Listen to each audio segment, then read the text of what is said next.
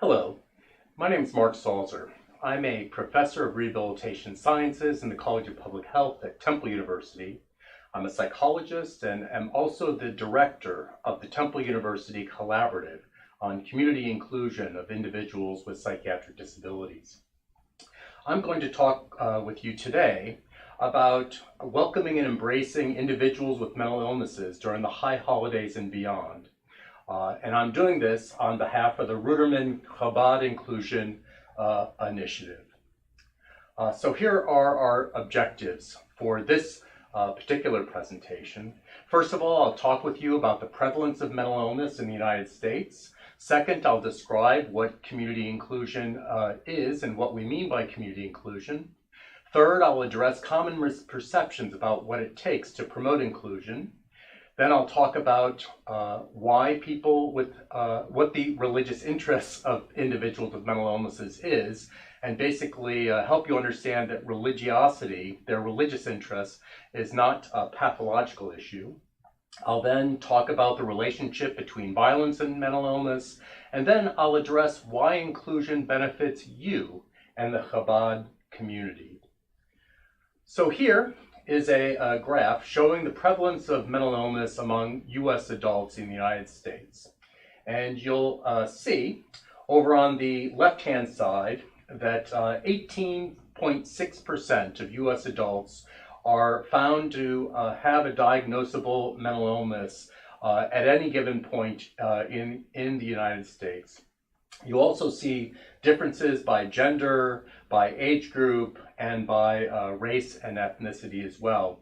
The point of this slide is to really show you that mental illness is quite prevalent in the United States and around the world. So this is not a rare event or a rare situation for people. It's actually quite common in the United States and other countries around the world. This next slide shows you the extent to which there are what are called serious mental disorders or serious mental illness, and what the prevalence of that is among adults in the United States. Here you'll see that overall in the United States, approximately 4.1% of U.S. adults meet these criteria for serious mental disorders or serious mental illnesses.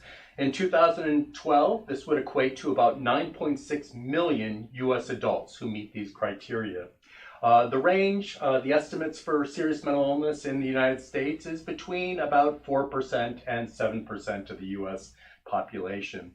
Again, the point here is that these serious mental illnesses are certainly less common than all mental disorders, but these are not necessarily rare events.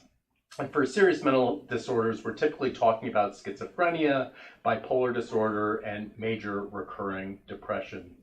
So what are we talking about when we talk about community inclusion? First of all, the definition that I like to use is that community inclusion refers to the opportunity to live in the community and be valued for one's uniqueness and abilities like everyone else. And the key here is opportunity, that we provide opportunities for people to participate, for example, in the Chabad community and other communities, employment, going to school, dating, parenting, anything that anybody else does. We want to support individuals with serious mental illnesses and other mental disorders as well. Community inclusion also means being welcomed and embraced by the community, that it's not just that people have opportunities to participate in the community, but that community also welcomes and embraces them. Basically lets the individual know that they are wanted by that community. Finally, community inclusion means being both in the community, that is physically present in the community, as well as being of the community, which means that people are participating as much as possible and as much as possible like everyone else. It means not just being present, but being an active, equal, and contributing member of the community.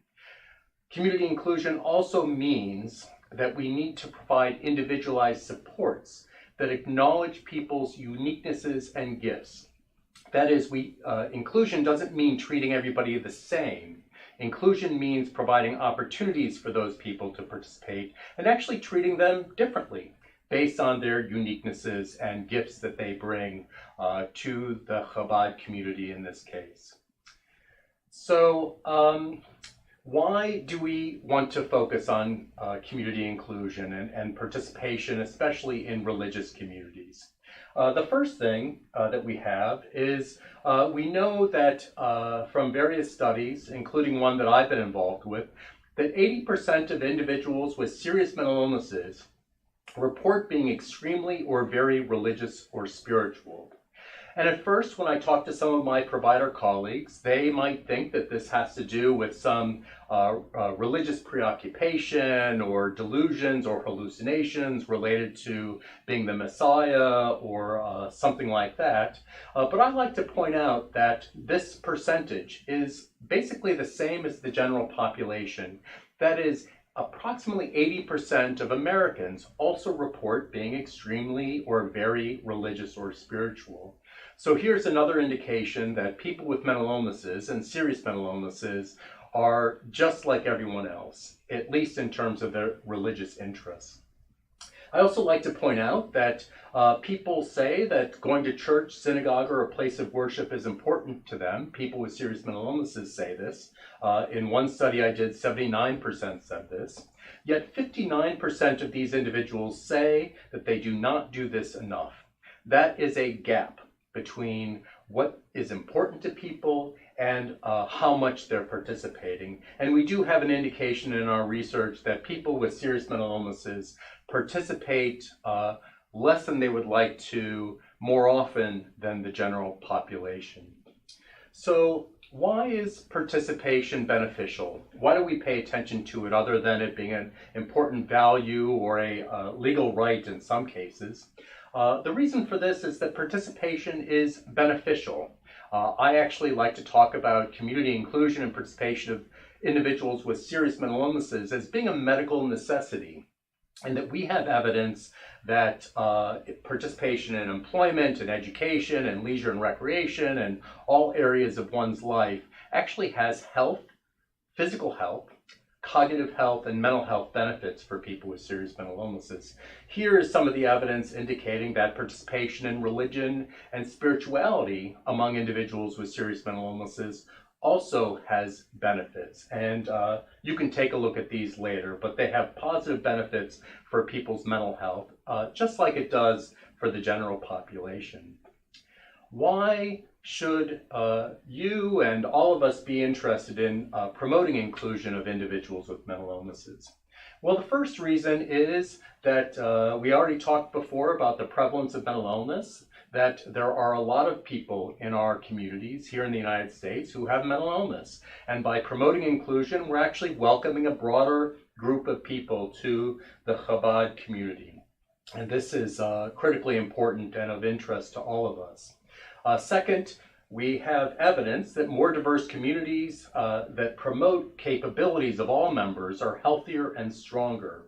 Some of the evidence behind this are based on capabilities theory put forward by Amartya Sen, who is a Nobel Prize winner in economics, who demonstrated that societies that promote greater capabilities of all of its members are better off economically. There's also indication that promoting more diverse communities creates broader social networks, more social capital, and enhances the strengths and abilities that are present in that particular community. So diversity is a good thing for all communities. We also know that you likely, if you're a leader of Chabad, you already spend time supporting people with mental illnesses. So one important thing to think about is why not be more intentional about promoting inclusion? People are already present, people with mental illnesses are already present in Chabad, and it's important to try to do something specifically for those individuals. It's also important to realize that efforts do not need to be exhausting. We don't have to spend a lot of time and energy, and I'll talk a little bit more about that in a second. And finally, promoting inclusion expands outreach and engagement to family members. We have evidence that family members of individuals with serious mental illnesses also participate less in the community. Sometimes it's because they're busy with their loved one, they're exhausted. Sometimes it's because they don't feel welcomed in religious and spiritual communities. And by promoting greater inclusion, you're also creating more inclusion and participation of family members, of individuals with serious mental illnesses. So what are some common misperceptions about inclusion? The first one is, this will just take me too much time. I'm already busy taking care of all sorts of things in my community. I don't have time for promoting community inclusion. We'll talk in the next segment about different strategies that can be used that won't lead to more time being spent on inclusion. You might be asking yourself or saying to yourself, this will take too many resources or cost too much money. And I'll show you again in the next segment that that does not need to be the case, that promoting inclusion does not need to cost a lot. Too many changes to how we do things is another concern that people have. And again, I'll show you that that does not need to be the case. This does not mean, promoting inclusion does not mean that you absolutely change everything that's going on in how you do things, but it does mean making some adjustments. You do not need to be an expert to promote community inclusion, and again, we'll talk more about that. You might be concerned that being inclusive may scare or turn off others from wanting to join your community because they know that individuals with serious mental illnesses or other mental health issues are present. And again, we don't have any indication from the research that that is the case. And finally, you might be concerned that being inclusive might make your Chabad a magnet for others. And again, I would return to probably the fact that your Chabad already involves people with mental illnesses, and that it won't necessarily be a magnet for others. But again, if it does get to be known, I actually think that that's a positive thing for all of our communities. So finally, the last thing I'd like to talk about is one of the biggest concerns that people have about inclusion, and that's fears of violence. And I'd like to point out here that fears of violence of people with mental illnesses are unwarranted. The research evidence suggests that people with mental illnesses are as violent as the general population, which another way of saying that is no more violent than the general population.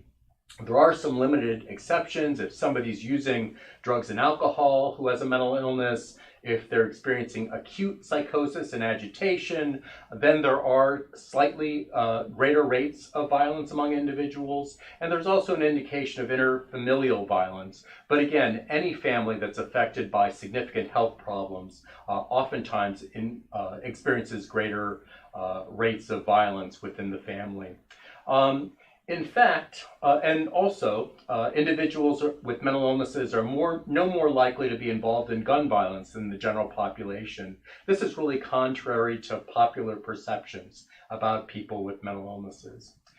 On the contrary, I actually sometimes like to say that fears of violence that there is a relationship between violence and mental illness. And what I'd like to point out is that people with mental illnesses are 4 to 7 times more likely to be victims of violence or abuse in some way. So individuals are the victims of crime. People experience reports of what we call verbal violence. 75% of people in one study that I've done reported experiencing verbal violence in the last 12 months. And we know that there's much higher levels of self-violence, that is suicide or self-harm, among individuals with mental illnesses. So really our concern should be protecting and supporting people from experiencing violence rather than our communities being fearful or needing to be fearful of people being violent. So this is an introduction to community inclusion of people with mental illnesses. In the next segment, I'll be talking about some strategies that you can use for promoting community inclusion of individuals with mental illnesses.